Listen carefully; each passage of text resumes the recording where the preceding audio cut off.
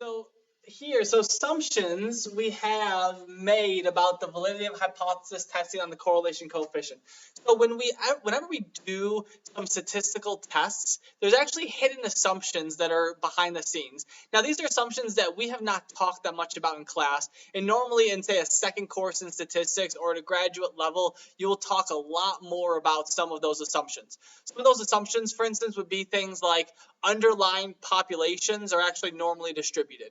Sometimes you might see that on a question. They're like, assume the population is normally distributed.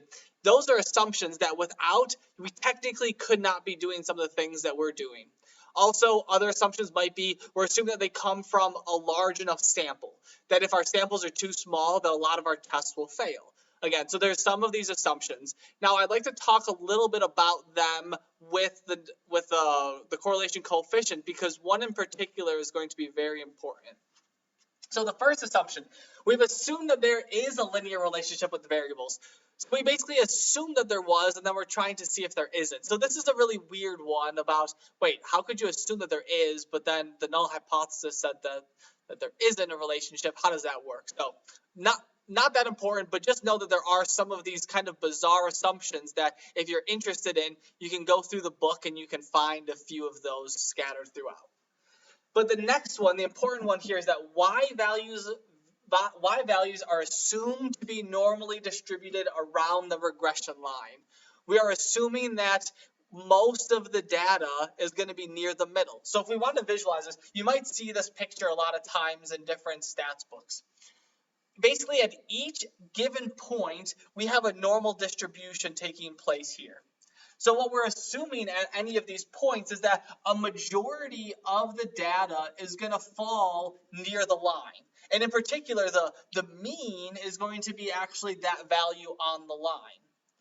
Then we expect there to be maybe a few, but not that many points as you get further and further away. Right, as long as this is a meaningful regression line. We wouldn't expect there to be a giant clump of data over here when you're really far away from the regression line. You expect it to be normally distributed, so most of them are near the middle, and you get a few as you get further and further away. With that, we can now talk about outliers. So we talked about outliers earlier in this class when we looked at just a single set of data. Remember, we had a whole bunch of process of finding outliers. We could find Q1 and Q3. We'd find the interquartile range, and then we would multiply that by 1.5 and add that to Q3 or subtract it from Q1 and find all of the values outside of those ranges. So that's what we did with outliers, but that was just for a single set of data. What if we have pairs of data? Because remember, we really always have a pair of data because we have both an x value and a y value to define the point that's out here. So there's two pieces working together because this point might not be an outlier right now, but if I was to change the x value, that looks a lot more like an outlier. So you need them both together, and so how can we do that? So the data from two variables, or we're talking about, again, points on a scatter plot, we can find any points located more than 2 standard deviations above or below the regression line. Those points are going to be potential outliers. So if we go back to this picture of our regression line, what I'm talking about is being 2 standard deviations above or below the regression line.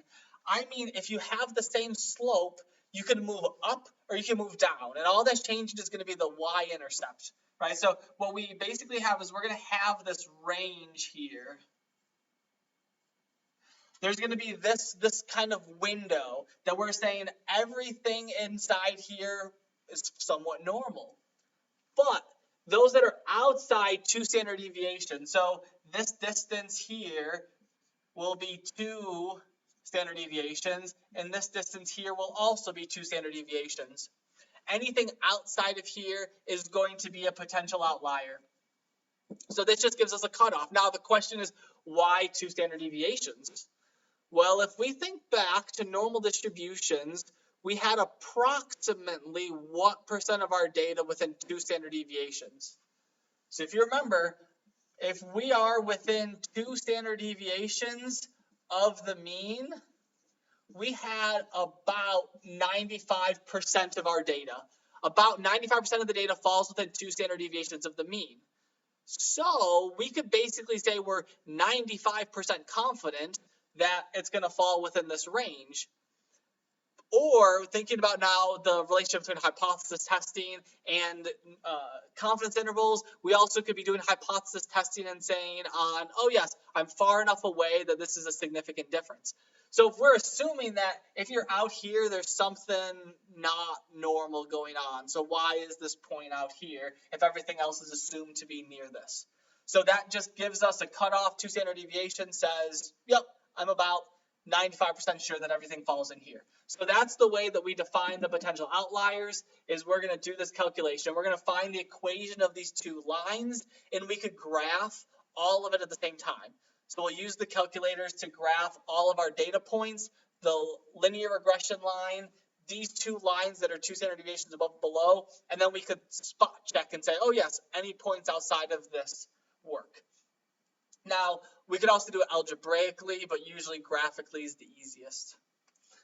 So, but we're talking about standard deviations. We only define standard deviations on one variable, right? You took a mean, and then you would do all these things with that. But when you have points of data, what does it mean to be a standard deviation when you have pairs of points? So what we're talking about here is we're talking about the standard deviation of residuals/errors.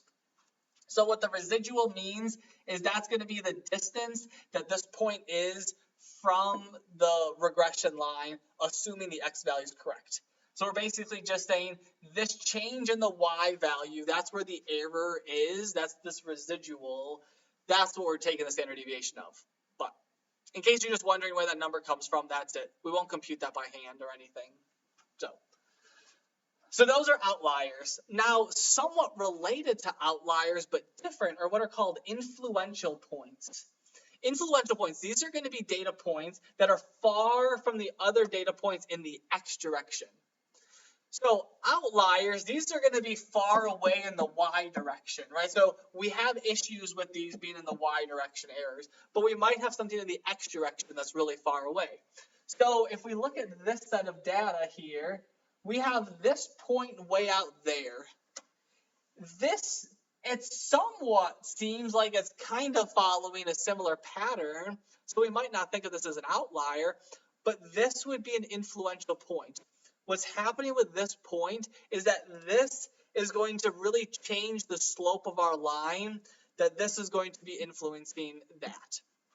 So because without this line, we would, or without this point, we would probably have our line of best fit do something like this. But if you were to graph this and find the line of best fit, this is actually going to swing the line of best fit a little bit more in that direction.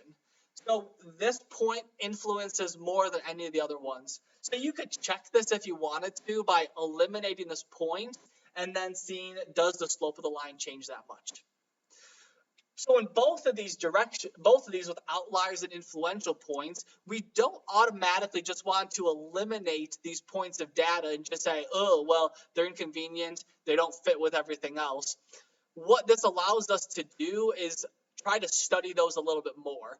Should we eliminate them because they were from an error? Should we eliminate them because they're not relevant to this? Or do we still need to use it because they tell us something important that maybe the other data points are somewhat hinting at, but they really haven't been as obvious? So we don't want to just get rid of these outliers or influential points. We just want to ask good questions about them and study what does our data do with them, what does our data do without them.